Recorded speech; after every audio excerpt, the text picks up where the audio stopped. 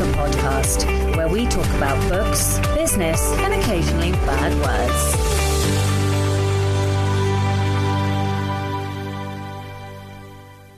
Hello, Rebels, and welcome to episode 163 of the Rebel Author podcast. Today, I'm talking to Beth Kempton all about how to be a fearless writer. But first to last week's question, which was, how do you approach editing? Catherine O'Sullivan Brown said, I write my draft, run it through ProWriting Aid to catch spelling and grammar stuff, and then email it to my editor. When I get it back, I look at her comments in the margin, where there's maybe an inconsistency, a plot hole, or I've swapped guys' limbs.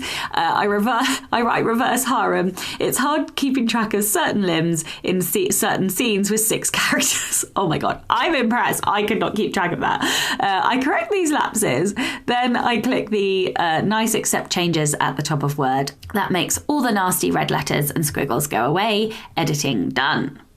Modern Wordfare, I nearly got that wrong, says, loved this episode and I feel you with the editing process, going through exactly the same thing at the moment, and it was so encouraging not to feel alone.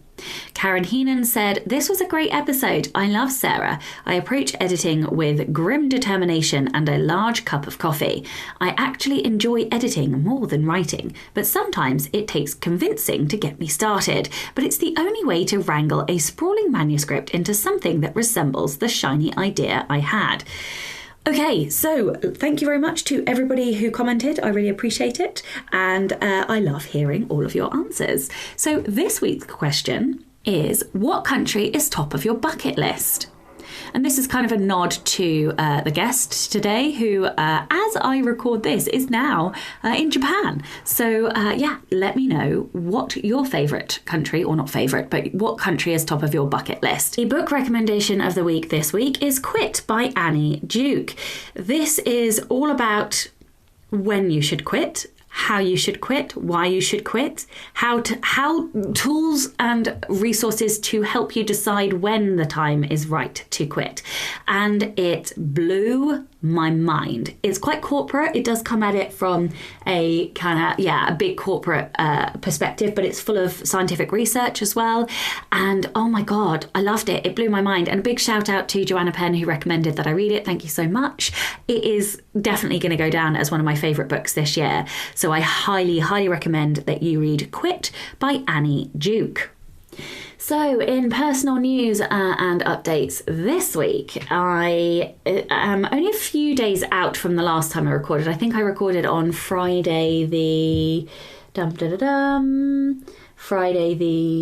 28th, and it's now the 3rd. So I'm not quite a week since the last one. And it's been a frustrating week because, of course, I had the half-term week off, and I made doubly sure that I had, done all of the admin, done all of the emails. I'd caught up with everything before I went away, and I tried very hard to keep on top of, just in the evenings once the kiddo was asleep, I tried very hard to sort of keep on top of anything that I could get rid of out of my inbox. But I've come back, and most of this week has been spent doing admin again.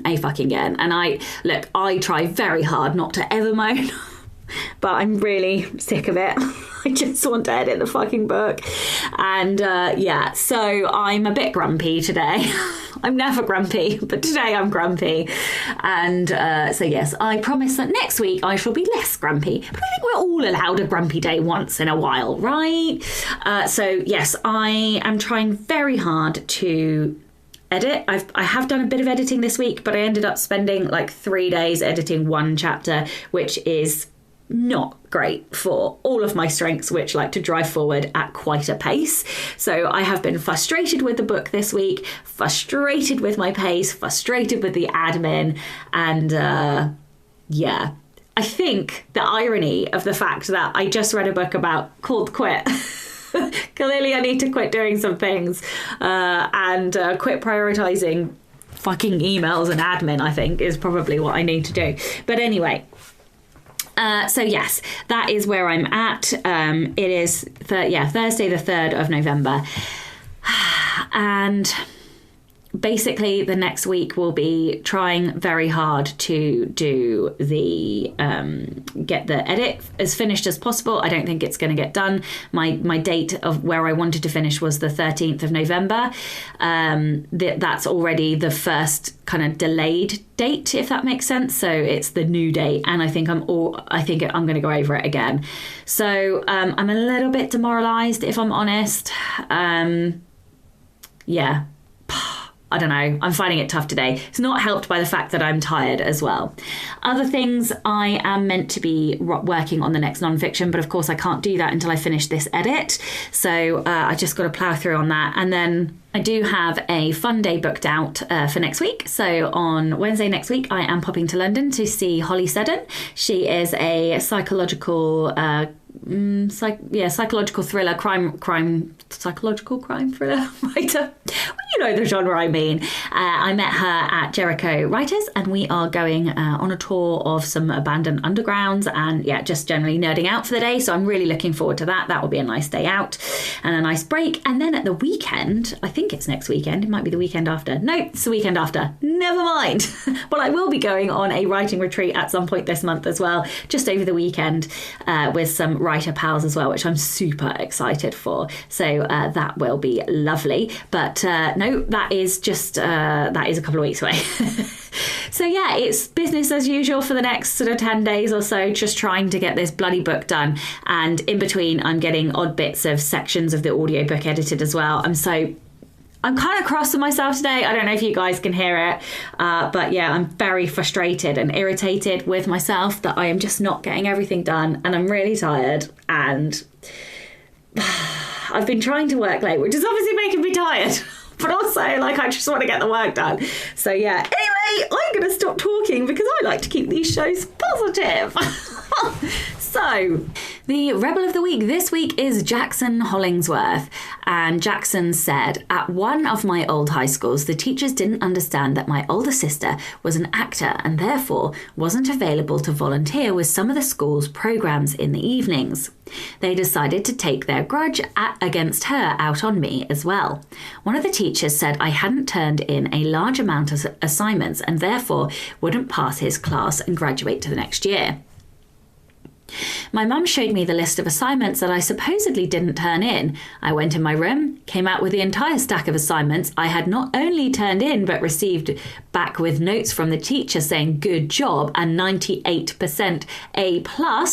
We showed these to the school administration. My grade was changed to what it should be and my mum pulled me out of the school.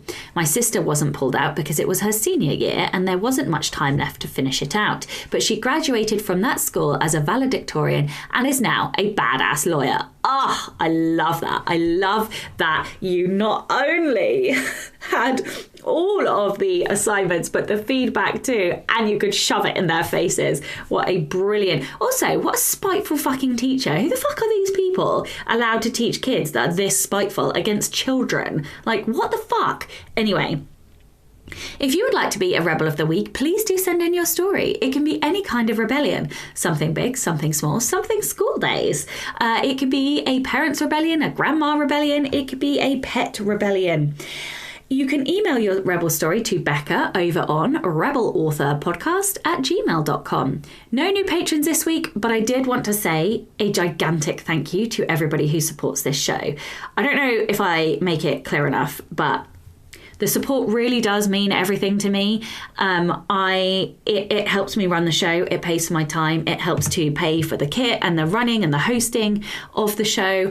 And more than that, it actually makes me feel like it is worth doing and that you guys want it. And so I just wanted to say thank you, especially in the current climate. I really, really appreciate it. If you would like to support the show and get early access to all of the episodes as well as bonus content, then you can from as little as $2 a month by visiting patreon.com/Sasha Black. One last little plug. Susan Dennard is a YA author. She's a traditionally published author, but every year in conjunction with NaNoWriMo, she hosts the Mighty Pens. Now, the Mighty Pens is a charity-run event where writers write, and they ask their friends, families and colleagues, etc., to donate money when they hit specified word goals. Now, if you join in and you work with the Mighty Pens, then there are some prizes for participants, and I have donated quite a few different prizes. So I'm going to leave a link in the show notes so that you can go and have a look at what Susan and her team are doing with the Mighty Pens, but it's all in conjunction with Nano. So I know lots of you are doing NaNoWriMo anyway. So yeah, go and have a listen. Go and have a read. Okay, that's enough from me this week. Let's get on with the episode. Hello and welcome to the Rebel Author Podcast. Today I am joined by Beth Kempton. Beth is a Japanologist, self-help author and writer mentor, whose books have been translated into more than 25 languages. Beth has been a student of Japanese life for a quarter of a century and has 2 degrees in Japanese. She is also a qualified yoga teacher and Reiki master, trained in the Japanese tradition in Tokyo. She lives a slow-ish life by the sea in rural Devon, England, with her husband, Mr. K, and their 2 young girls. Hello and welcome. Hello. Well, thank you for that introduction. No, Joy to be here. Thank you for coming on. Before I ask you about all of the good stuff, I am fascinated by the Japan stuff. So Japan is actually number 1 on my bucket list of places to go. But the problem is, the reason I haven't gone is because I don't want to just go for like a week or 2. I want to go for like a month or 6 weeks, like in the school holidays. But also that's really expensive. So I haven't gone yet because I'm waiting to like that until I've got like a chunk of money and we can go and do all of the things. But I have always been fascinated by Japan. So I just wondered, why Japan for a start? How did that happen? Well, if you like, we could turn this into a 1-hour introduction to how to travel in Japan, if you like. And I'm curious to ask you first, if I can, why Japan for you? That's really interesting. So I'm not sure, but ever since I was a child, I have been fascinated by like Asian culture and history in particular. So like a lot of my favorite movies are like the dubbed films. So House of Flying Daggers, Hero, Warrior, Lady Vengeance. I think they're more set in China, but also The Last Samurai, films like that. And I'm just deeply fascinated. I'm fascinated by the mindset, the calmness that just like, I feel like it's a lot of calm. I'm also fascinated by like the architecture. Architecture is something I'm really fascinated by, but like not in a, like I have no qualifications. I've never like studied it or anything, but like a series of books that I have an idea about magic being derived from architecture and stuff. So like, yeah, I've always been really interested. And where we got married, they the reason we chose it is because they had a Japanese prayer hut. And so we were supposed to get married in front of this hut, and then it fucking rained. So we had to get married inside. But they had Japanese plants, Asian plants, and sort of Oriental gardens. All my flowers on the wedding day on the tables were Oriental. So I don't know. It's just something that really appeals to me. I'm fascinated by every facet and aspect of their culture and way of life. And I just think it's beautiful. And so I want to learn more about it, basically. So interesting. Japan seems to have this way of getting under people's skin in different ways for different people. And actually, I was the complete opposite. I had almost zero knowledge about it, except for having, done judo when I was about 7, just because it was something that you did in my town. I didn't know anything about it. And I was going to go and do economics at university and be an accountant. And then I had this strange experience on a boat when I was 17 that kind of woke me up to, wait a minute, it's a big world out there and you can have adventures if you want, and you don't have to do this. The only options to you are not the ones that have been told to you. You can go and discover things for yourself. And I came back from that trip, which was perfectly timed between the 2 years of sixth form or high school, just before I was supposed to send in my university application, and decided I didn't want to study economics at university, had no idea what I wanted to do, but thought the best way to go on an adventure at the time, the government used to give you a grant for that. So basically paid adventure would be to study a language. But I hadn't done any languages at A level. I was, maths, physics, all those kinds of things, economics. And so I had to pick from what at the time were quite obscure languages, obscure enough that you didn't need a qualification to go and study them at university. And so really it came down to Russian, Chinese, Arabic and Japanese as the options available at the universities I wanted to go to. And so I did eeny, meeny, miny, mo, and I landed on Japanese. But even though it was so random, I don't think it was random. I think I could have started anywhere and somehow landed on that, because it just feels like it was absolutely the right thing for me, which doesn't mean it was easy. I mean, my first year at university was so incredibly difficult, and I didn't really know how to learn a language. And so I have a good memory. So I don't think anyone realized quite how bad I was, because I could just memorize the conversations in our textbook and regurgitate them in class. But then when it came to the exams, I did really badly, nearly failed everything. And they said, "Oh, we don't think we should send you to Japan." And I was like, hang on a minute, that's the whole point. And so I begged them and they let me go. And we actually went in our second year rather than third years, which was lucky. And I was put in with a homestay family in Kyoto who spoke no English at all, and really just kind of thrust in at the deep end. They had strong Kyoto accents, and it was and not much sympathy from my terrible Japanese. And so I just had to go for it. And as soon as I really applied myself, realizing it was kind of a matter of survival, I just completely fell in love with it. The artfulness of the characters and the gentle ways of so many people that I met, the calmness that you mentioned that is absolutely there. And Tokyo is one of the busiest cities in the world. I lived there for a few years, but there were just these amazing pockets of calm, and also just a sense of calmness that it's got an amazing vibe, but it's not the kind of always on craziness that you might sense in and is the thing that makes some other cities what they are, for sure. It is absolutely fascinating. And so I just got more and more interested in it. And I think I didn't want to go and study like history in depth or old literature or something. So I just kept studying the language. That was the best way to kind of keep going. And I've just met so many incredible people. I mean, there's when we think about Japan as when you haven't been there's so many really striking images. I think that's why so often there's these stereotypical pictures of, the bullet train in front of Mount Fuji or cherry blossoms or whatever. They're beautiful, absolutely. And I think it's easier to show those than to try and describe the essence of, I don't want to say the essence of it, because I'm not sure there is one, and who am I to say what that is, but the essence of the impact it can have on you. And I think what I realized with the more books that I write, that I have absorbed by osmosis a particular way of seeing the world and walking through the world without losing my own culture. I've been influenced in a very gentle way that has made me a real seeker of beauty in the world, I think, always, and much more accepting of many things and very much in tune with the seasons. And I've learned so much from there. And as a place to travel, it's absolutely wonderful.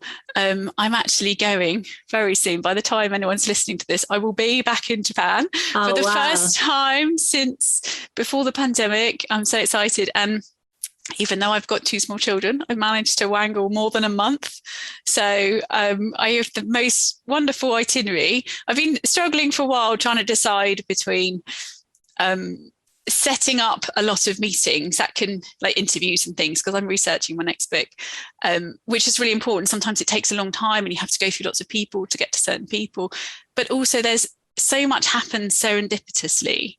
I want to leave enough space for that. So it's been a really interesting job plotting and planning, but I'm spending probably less than 20% of my time in big cities, and the rest of it is in the countryside, which is as yet mostly undiscovered by tourists from outside of Japan. And there is just so much to see and do and experience, and just such wonderful, welcoming people. Of course, I don't want to generalize about everyone. Every country has all sorts of people, but just having traveled more than 50 countries in the world, there is a hospitality in Japan that I haven't experienced in the same way.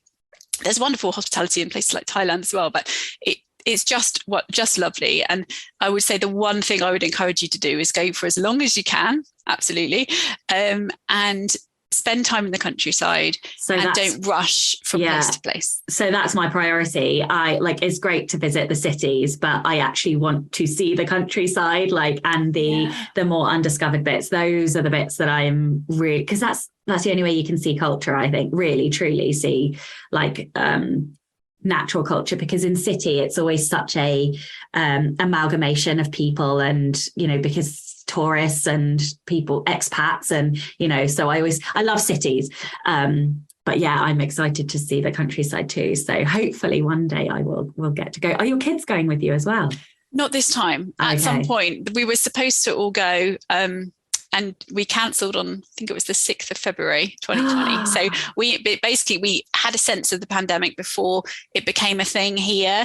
And a young man in Kyoto, had just contracted COVID from some Chinese tourists in the place that we were going to with our small children.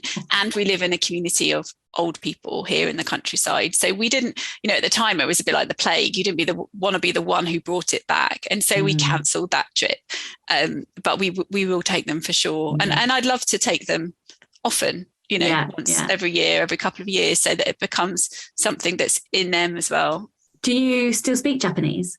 Yeah, it's rusty. It's rusty after the pandemic for sure. But setting up all my meetings and everything, it's been just wonderful to get back into it. And a lot of people in the countryside, people I'll be spending time with, don't speak any English whatsoever. I mean, that's so cool. People learn at school, but I'm talk to a lot of much older people. My next book's about what it means to live a good life, and I'm talking to some very old people who absolutely do not speak English. So it's by necessity, and it's such a joy to get back into it. And I always feel like a student, I have been more fluent in the past when I just finished my master's and all of that, and living and working there, but it's so good to have the excuse of a book to dive back into the particular topics you're interested in, all that. I think that's one of the great joys of writing books, actually. You can make anything an excuse, right? You really can. You really can. Plus it's a tax write-off, so win-win. All right, so what was your biggest lesson, or the biggest mark that your time in Japan had on you? What was the biggest takeaway that you took from all the time that you've spent there? Well, I think as someone who would definitely call themselves a non-linguist before university level, I learned that learning a language can make a huge difference to experiences of travel, and also just your experience of life, trying to see the world through other people's eyes. And if you do that only in your own language, there's an awful lot to learn for sure, but it's different. Language has so many layers, and I think it's very difficult to get to know another culture without the language, without any level of the language. And it's just such a wonderful experience to connect with other people in their language. So that was something I don't think I ever thought would be something I would know about, and then I did, and I don't speak any other languages, it's just Japanese, but that was wonderful. And then I think in terms of life lessons, it's definitely connected to my second book. Was called wabi-sabi, which is this interesting word that every Japanese person I've ever spoken to knows intuitively, but it's not in the Japanese dictionary, and it's not slang. So I can't think of a word in English that is fundamental to the way we see life and experience life, but isn't in the dictionary. So that in itself is interesting. And as always, being humble, who am I as an English person to define a word that doesn't have a definition? But I spent that book exploring what wabi-sabi is, and there was a real misunderstanding of it in the West. It was seen as a way, really an adjective to describe objects. And at the same time that my book came out, it was wabi-sabi, the term, was chosen as a global design trend, which is just ridiculous because Japanese people don't use it as an adjective in their own language. So it kind of just been stolen and used in that way, which is fine if people come to understand it as a particular thing. But it felt to me like there was something in this term which was really important to a lot of the things I loved about Japan and a lot of things that I've learned from Japan. And in essence, it's really about an appreciation of the impermanent, imperfect, and incomplete nature of everything.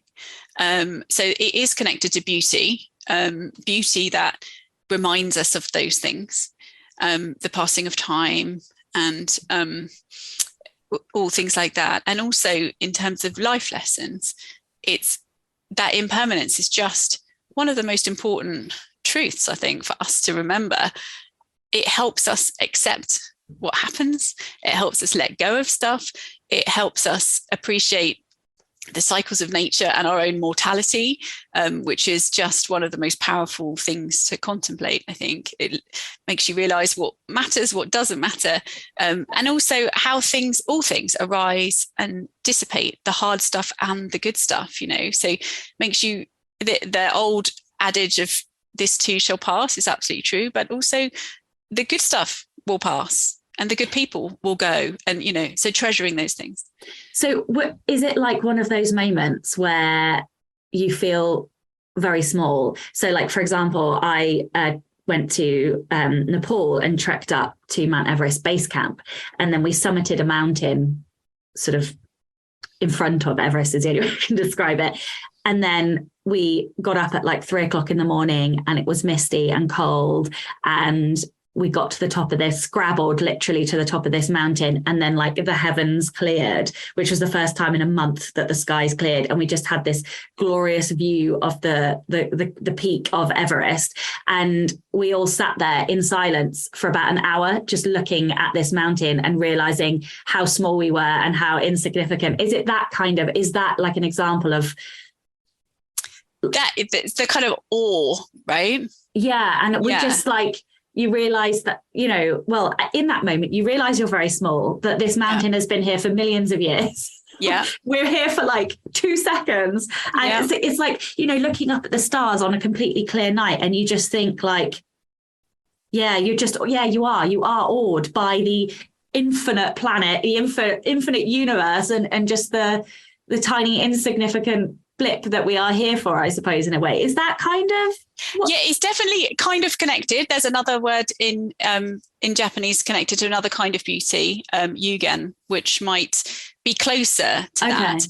Okay. But I think that the Japanese beauty has kind of lots of different layers to it. And when I say Japanese beauty, I mean ideas in Japanese language and culture connected to aesthetics is a better way to say it, which is not just about what something looks like.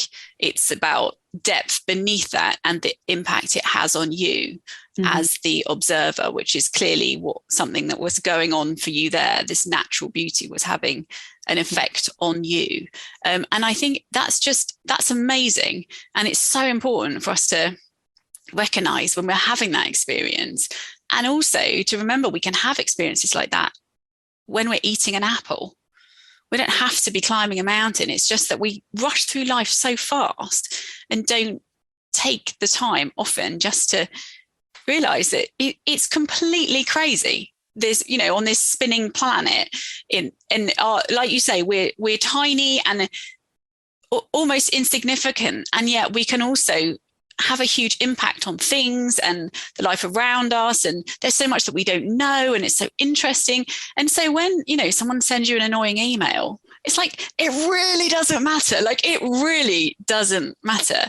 And I think that's one of the things that I have learned in a very roundabout way, because things are not black and white in Japan, and a lot of things are roundabout and layered up and not all said. A lot is of what's in the unsaid, and so that's quite difficult to explain, but really I think life is just this incredible mystery, and remembering that can help us deal with so much of our stress comes from tiny day-to-day things that really don't matter.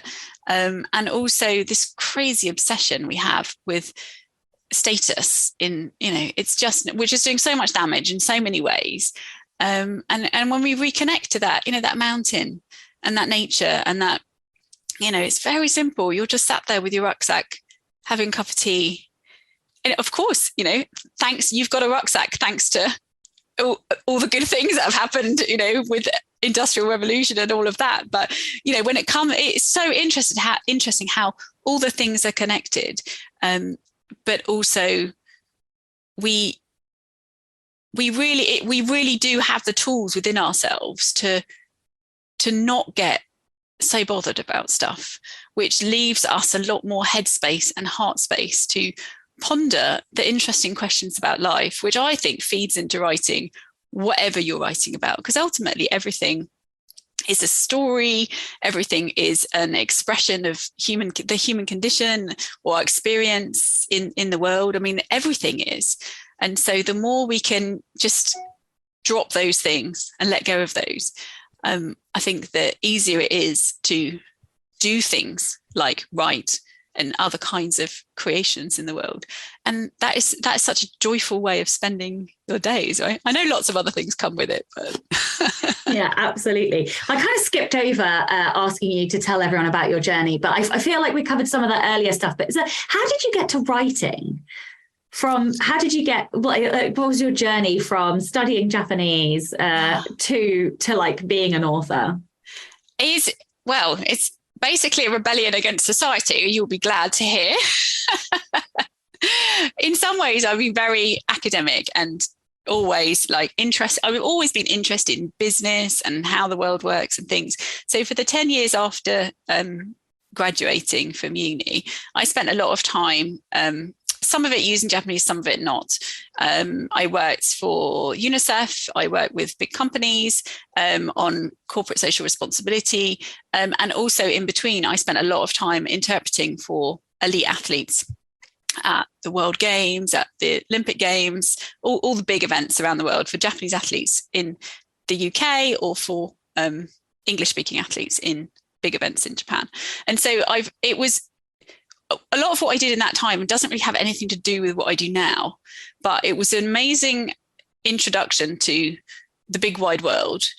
And then I got to a point where about 12 years ago, I was working on England's bid to host the FIFA World Cup, which is about to be held in Qatar. So originally, when we started out with the bid, we were bidding for the 2018 World Cup, which went to Russia, and the 2022 World Cup, which went to Qatar. And we put together an incredible bid. I was responsible for the global legacy plans for that bid. Shows you your work, your studies can take you anywhere, right? What's that got to do with the Japanese?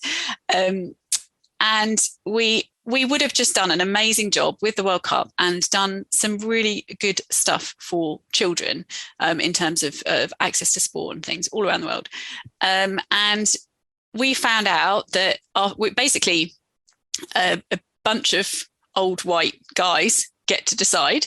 And we got 2 votes. Oh, my went out in the first round. Yeah.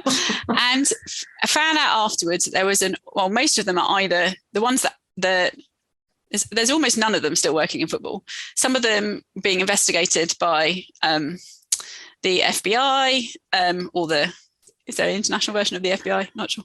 Anyway, by the American authorities, there have been Interpol. I'm not sure who is it, but anyway. Some people who found out that bad people did stuff like take bribes and things like that. And it was basically just absolutely disgusting, the process. And I was in a position in the world of sport where I felt like I could have done a lot of good in the world and helped particularly children to achieve their potential through the network that I had at that point and the job that I had, except the people who were in charge were just self-interested, interested in money and not a lot else. And it was a combination of that and me having my own kind of creative I don't want to say creative awakening, but I went on an art retreat in America and was just like, boom, this is amazing. This community of creative women painting for, it was just really strange, like a perfect storm of things happening over here. Me going, there are other ways of doing things that is not the big commercial world. And over here going, there's some really bad problems in the commercial world that I don't want to be part of. And so I founded my company, which is called Do What You Love, and started helping people to navigate change and do more of what they love. It sounds quite random, but it's really not. It really came out of a lot of my friends have said to me, since uni for those 10 years or so afterwards, I traveled all over the world and I met some amazing people, and they were like, you're so jammy, you're so lucky, you always have these most extraordinary experiences, most of which you don't seem to pay for, and I don't know, how does that work? Like, what is it that you're doing that's different to us? We went to the same uni, did this, whatever. And I realized it was to do with a sense of adventure and just following my heart and choosing things that were interesting and asking big questions and trying to find answers, and building relationships with interesting people. And so I turned that into an online course at a time that nobody was really doing online courses, especially not courses about how to quit your job and do what you love. I mean, 12 years ago, this is, there wasn't even an Instagram or anything at that point.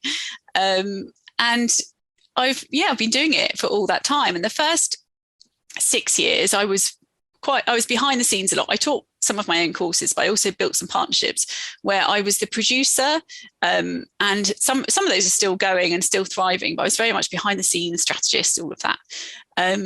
And then I got to a point about 6 years in where I had one child and I was very heavily pregnant with my second. And I basically had a meltdown on my bedroom floor. Like, it's a really good way to start a nonfiction book. Lots of people start a nonfiction book with a bedroom floor meltdown, but it's a good opportunity to lie there and think about things. And I basically, even though I had all these tools and I had spent my life choosing very consciously what I wanted to do, at some point, as the business took off, I became distracted by what was making money and doing more of that. And also, I had these partnerships. So I, to some extent, had to do also be guided by what other people wanted to do. And I took on too much and I never said no. And I had completely forgotten about my own creative output. I was just servicing other people's ideas for business and things like that, really. And when I had this bedroom floor moment, I had this flashback of myself doing all these crazy things I'd done, going to Antarctica and being in Bhutan and all these things. And it sounds kind of cliche, but I realized that there was this person that was me who I've totally lost sight of, who felt free. And that's how that time I'd had that moment on the boat when I was 17, I think that's what it was. I felt free, really, for the first time, because I'd been so fixated on this particular academic path. And I wanted to feel free again. And it didn't make any sense to me because I had all these tools. My company was called Do What You Love, and here I was feeling completely trapped. How's that happen? And so I decided to take 5 months off maternity leave, and just my baby was born, and I walked up and down the beach thinking about this question of freedom and how we get trapped and how we can free ourselves. And it felt like a big enough question to be a book. And I knew nothing about writing books, except I'd read many, many books. And so because I didn't have my business going on, I had this time and space. So I wrote a book proposal and I pitched it. Well, I didn't actually pitch it. I wrote the book proposal, and then my husband went to school with somebody who was a literary agent, but I thought she was an agent for novelists. So I certainly wasn't pitching her at all. But he said, do you mind having a look to give her some pointers before she pitches it to some people? And she's like, yeah, sure.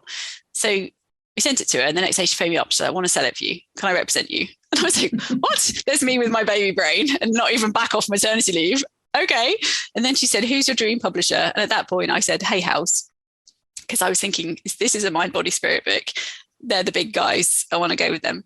And I came back with a book deal with Hay House, and I just couldn't believe it.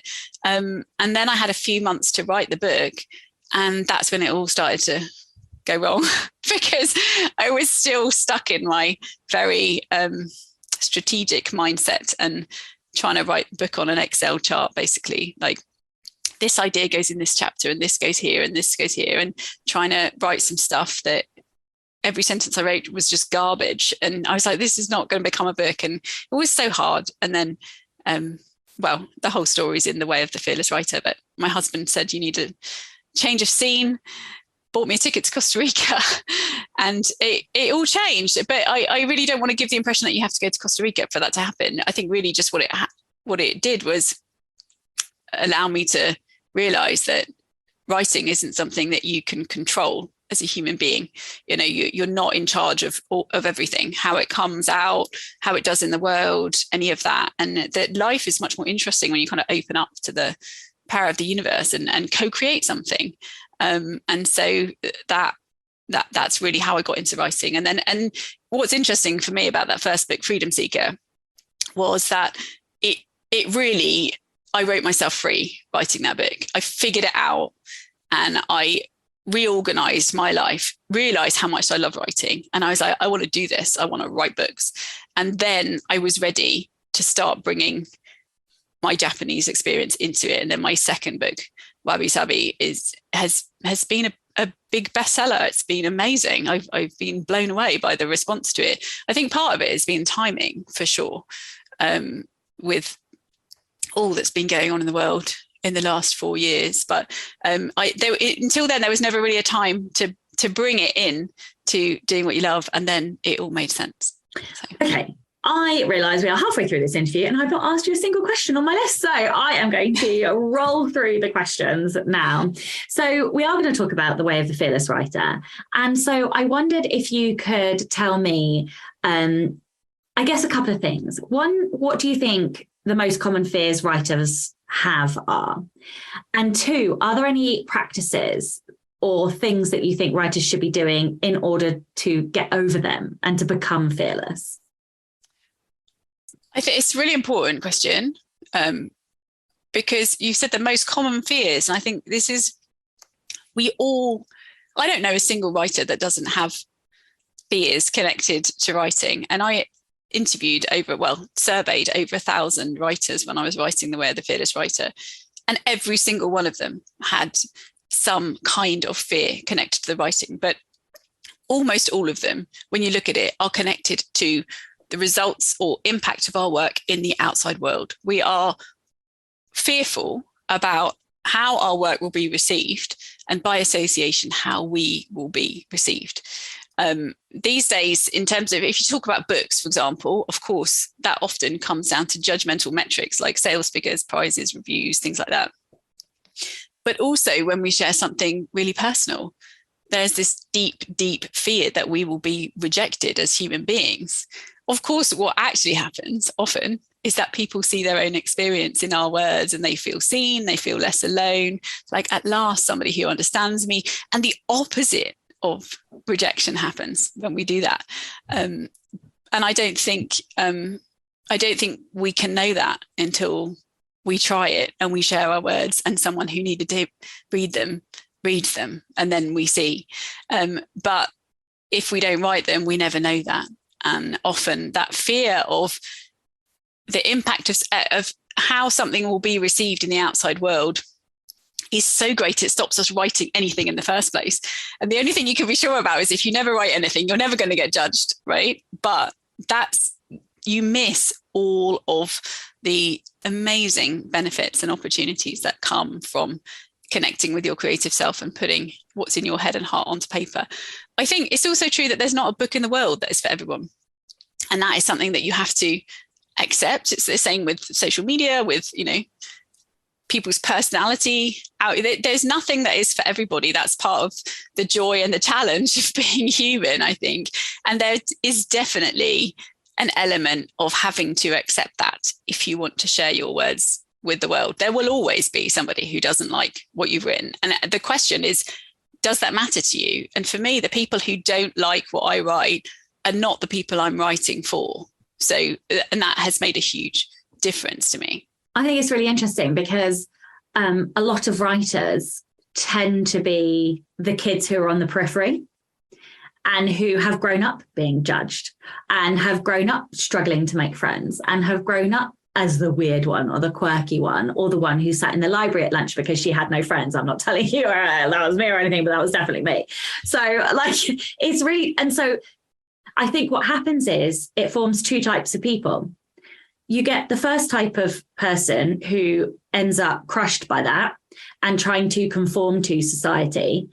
And therefore they have to go through a journey of reawakening and finding who they are and finding that inner child and that inner creative spirit. And then you get the other type of person who builds a hard shell and does not give a fuck what anybody thinks about anything. And that comes with its own set of problems, and you can end up being quite Marmite and like love hate. But actually, I honestly feel like if we lean into the thing that is the most us, we become the best version of ourselves. But that is hard. It is hard to do that because we do live in a world where everyone's going to judge you for the car that you drive, the wage that you earn, the house that you buy, the shit that doesn't matter that is in your house. What's that famous quote that some guy said, but you know, that you buy things to impress people that you don't like, and you know, there's some quote that goes along those lines, and I just think that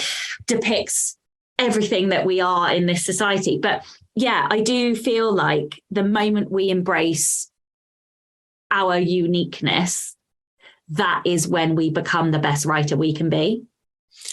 Absolutely, 100%. And there's so many things I want to respond to there. The one about all the things we will be judged by our car and our house, but that's if we allow ourselves to be. Right, people, because judgment is somebody else's opinion, and that, like, the only thing to me, the only thing that matters is my opinion.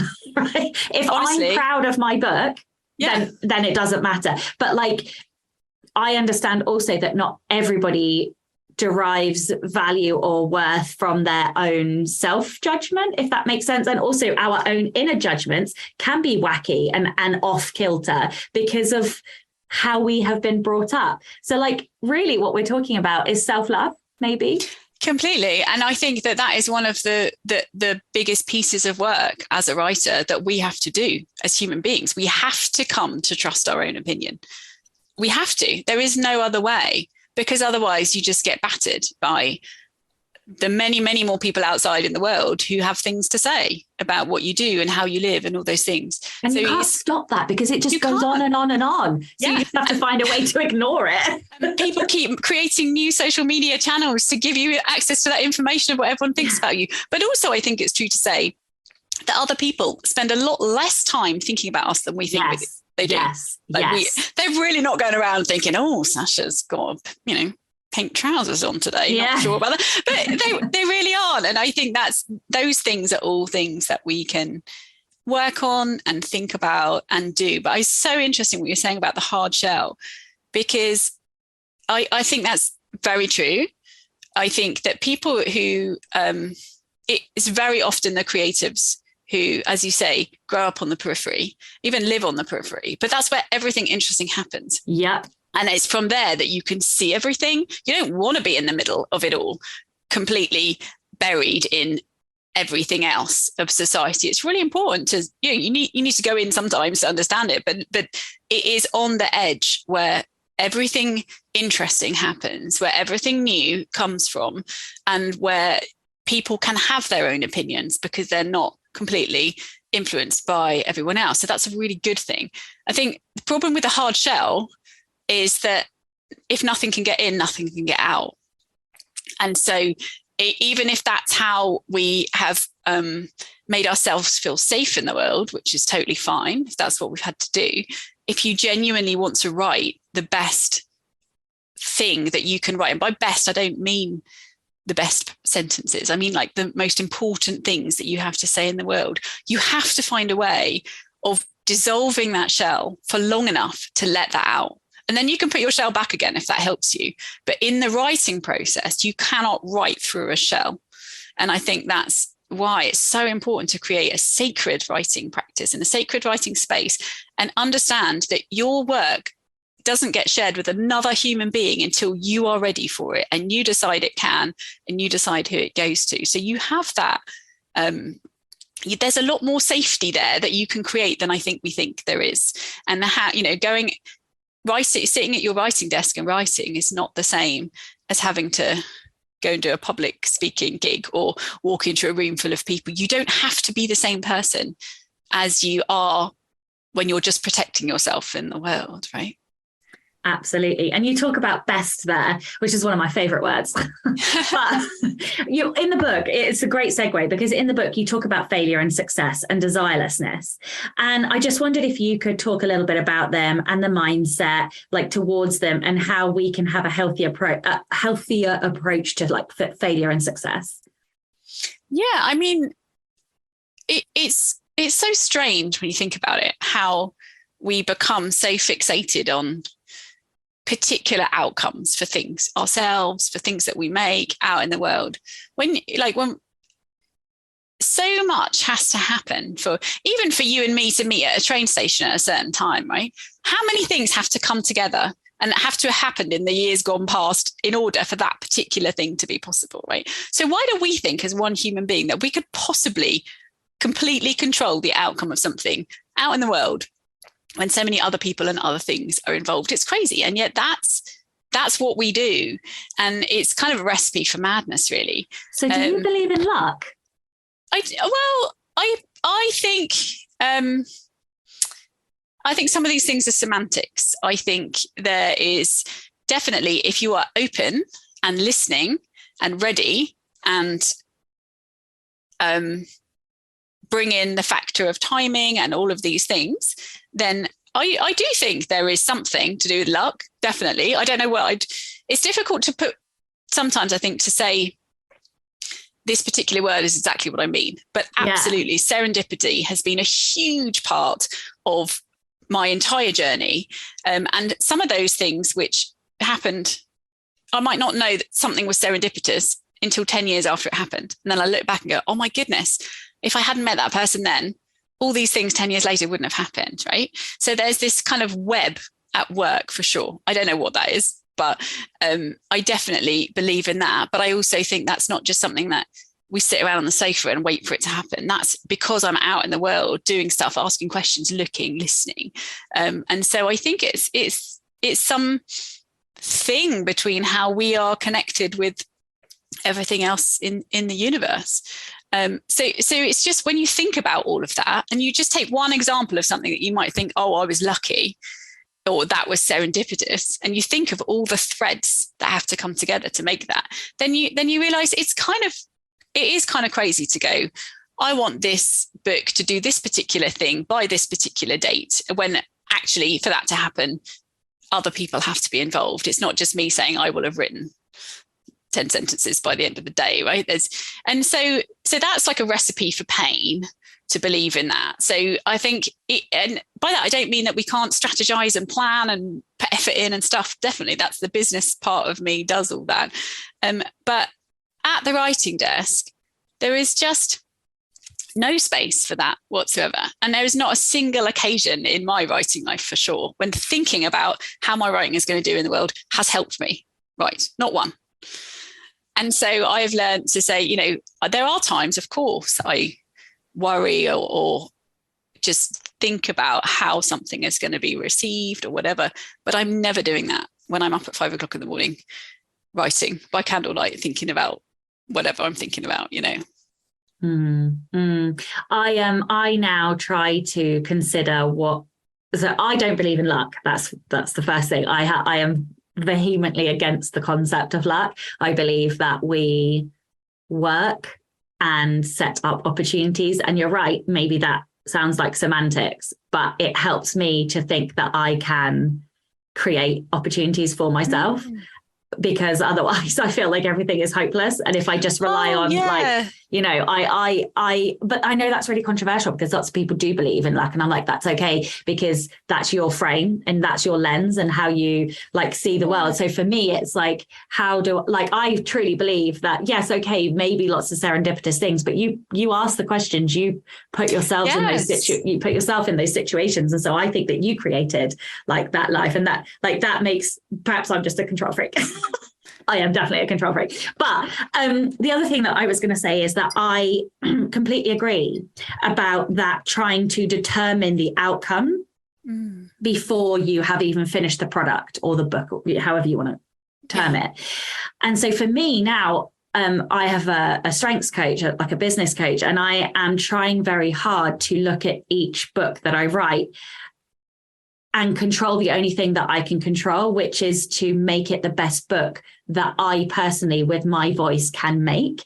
And that is the win. That is the win that I'm trying to get out of this book. And whatever happens once it gets released happens. And that's not the bit that I try and control anymore. But that's been a really hard mindset shift for me, because I am somebody who's very results oriented, very like, you know, success driven or money driven, not for the sake of money, but for what it can provide to my son, or the life that I can give him, or the life that I can help my mum when she's old and needs care, or, you know, that kind of stuff. So, but it's a much healthier mindset for me now to focus on, how can I make this book? How can this book be the best book that I can write in this moment? And that is like the goal and the win and the thing. Like, I just completely agree with what you're saying. It's like a much healthier mindset for me. It is. And I think it's helpful to think, to split out the writing of the book and your own efforts to get the book into the hands of the people that you want to read that book, or that you think would benefit in some way from reading that book. And when I talk about desirelessness in The Way of the Fearless Writer, I don't for one second think that we should write a book and let go of it and never talk about it. I think as authors, that's part of the job these days. You know, I'm like, I spent a year, 5 years, 10 years of my life gathering this information for you, putting it together in the absolute best way I can, because I think this will change your life. So please read it. Like, please read it. And, you know, and people, we write, especially I write nonfiction self-help books. I write them because I think they can help people with particular challenges that they're experiencing in the world. And it's a disservice to them if I don't tell them about it. And so I absolutely make a plan, and I keep talking about my books a lot. One thing actually that frustrates me quite a lot, because I have a book proposal masterclass, and I help people to put together proposals for nonfiction books and get them out in the world and get book deals. And there is nothing that drives me more crazy than somebody who puts all that effort in and then never talks about it. And I'm looking at their Instagram feed on the day their book comes out, and there's nothing. There's a picture of their dog and their breakfast. And I'm like, hello, what are you doing? You are trying to help these people who are not just going to stumble across your book. A few people will, but that's part of the job for sure. And so that is, of course, the more books we sell, the more whatever it is that generates income allows us to do more of the thing we love. And if we're good at it and it helps people, it means we can help more people. So I wouldn't say that none of that matters. All I'm saying is that it doesn't have a place at the writing desk when you're writing your books. And so I think it's good to have your writer hat on, and then to have your business hat on, and see how your business, your writing can serve other people and serve the life that you want to live, because you know, there's just one. And just to go back to the luck thing, I think another thing that's really important to think about is that people's personal faith and religious ideas and beliefs have an impact on what they think about things like that. You know, whether they think there's one grand plan for all of us and all of that. And I think we can have a discussion about your own role in determining your life without getting into any of that, because you can... your creativity exists regardless of your beliefs, and how you tap into it and what you do with your everyday, which is what builds your life, is up to you. And you can do that regardless of whether you believe there is a big plan and when I say luck, I don't mean the lottery luck. I'm talking more about an element that we do not control. And, you know, So we've talked around a lot about being free at the desk. And I think this is so important. And again, it's like something that I've spoken about a couple of times over a few podcast recordings in the last 2 or 3 weeks, because my friend and I have both realized that in the last few months, we have reconnected with our inner child. And for the first time ever, because I'm starting a new pen name, there's no expectation, there's no judgment, and there's nobody looking, which means I have written the exact book that I want to write. And I wrote it faster. And I personally feel like it's better than anything else I've written. But I think, and that's like the 18th or 19th book I've written. And true, it's possibly, and that's nonfiction aside. So I'm not talking about nonfiction, but I think it's genuinely the most honest fiction book I've ever written. And so I think a lot of us get caught up in trying to write what we think we should write or what we think the market wants. And there's some benefit to that if you are trying to write to reader in order to do a job, to make some money, to do a certain thing. But I also think that at some point, we all want to just write that creative thing that's in our soul.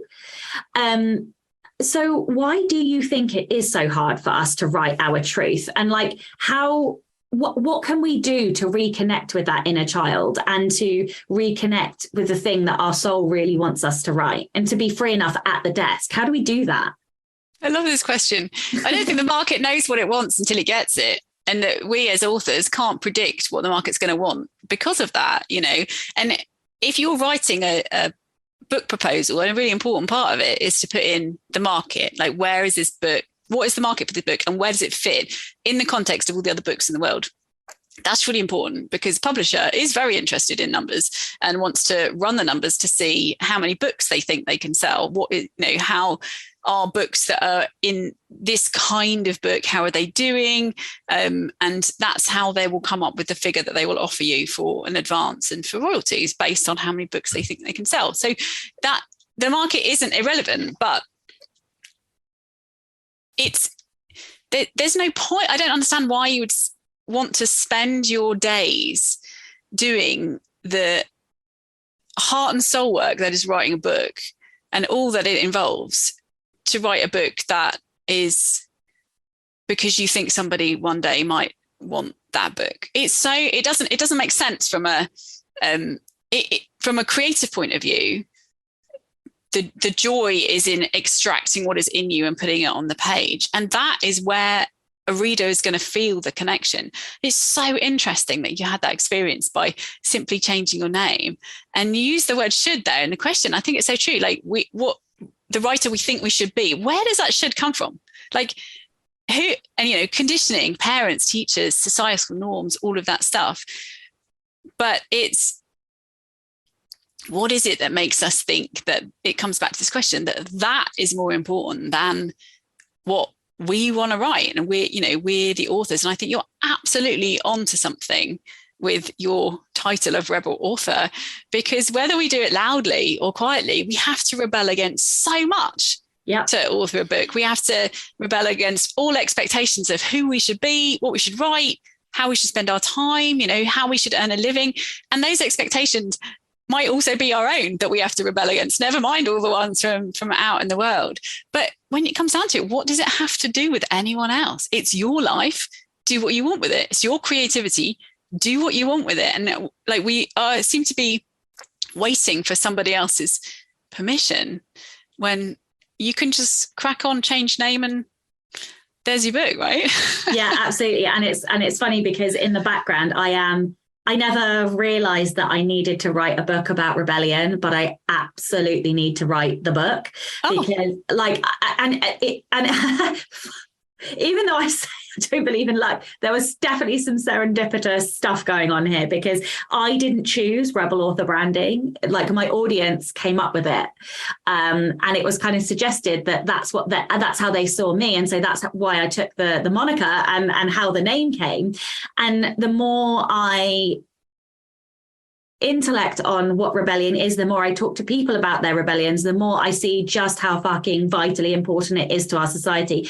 Change comes from rebellion, yes, but I also think that at the heart of rebellion is about finding joy. We rebel because we are unhappy and we want a change and we want to go back and find our joy. And so like for all those reasons, I have to write this book. Yeah. And where's the rebellion come from? It comes from the edges. It comes from the outside to attack what isn't working on the inside. Yeah. And it's interesting because it is a very powerful, strong word, but I don't think you have to be aggressive to rebel. It's just about making different choices or questioning things. And I don't think that you can live a flourishing creative life without questioning things and going against the societal norms, because the majority of people aren't doing that. Yes. So many people are unhappy, and then they're not exploring their creativity. There's an insane number of people in America, according to some very big surveys,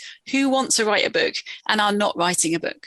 Well, why aren't they writing a book? They're not writing a book for lots of reasons, all related to the things that we've talked about today. Yeah. And in order to change that and write that book, they have to rebel against what they've been told, what they know, what they think about themselves, and all of that. So I really hope you write that book. I am going to. Important. Funny enough, I considered pitching it as a proposal, because it felt, all the books that I write that are nonfiction are very craft. They're very niche topics, but this felt more like it would appeal to a wider audience. So I have considered like pitching it as a proposal, but also I don't, the other part of me is like, I don't want to give up my rights. but you know, I don't know. What do you mean give up your rights? You don't give up your rights. You still own the rights. Oh yeah, but you license them for however many years, and then you get like, anyway, I will talk to you about trad stuff outside the podcast. You should join my book proposal masterclass in February. Let's get you that book deal. Honestly, it's very interesting. That seems like a very mainstream book to me in a good way. Yes, that's why I have considered pitching it, because it feels like a much more mainstream book than anything that I've written. And there's a few goals that I have connected to that book that I think would work, but I don't want to talk about that on air. Okay, which is a fantastic segue, because this is the Rebel Author Podcast. So tell everyone about a time you unleashed your inner rebel. I think I've really already shared it. That is how I live my life. I think quitting my job to set up Do What You Love, my company, 12 years ago, when I had no idea about technology, no idea nobody was doing it. Everyone was saying to me, what are you talking about? You're crazy to do it. But also, when I talked about doing what you love, I can't tell you how many people were like, started sentences with, yeah, but I've got a mortgage. Yeah, but my husband won't like it. Yeah, but I have to feed my children, whatever. And to the point where I have heard so many excuses over the years, I've started to wonder, like, why is it we spend so much energy trying to be miserable? I don't understand it. Like, really, that's in the first response for so many years. It's completely changed. I wouldn't say completely changed. It's changed a lot in the last few years, especially since the pandemic, and with technology making it much more normal to go on and learn about things that aren't academic things.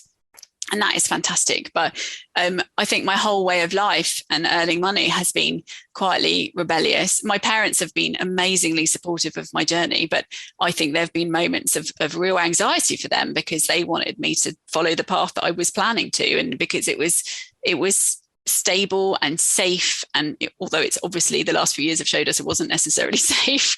And I think you've got, you're a lot more safe when you're using your own brain to make things happen, and rather than relying on a paycheck from someone else. That's just my feeling at the moment. But going against what's expected and challenging the status quo, and inspiring people to ask questions instead of just accepting everything that is thrown at them is a fun way to live.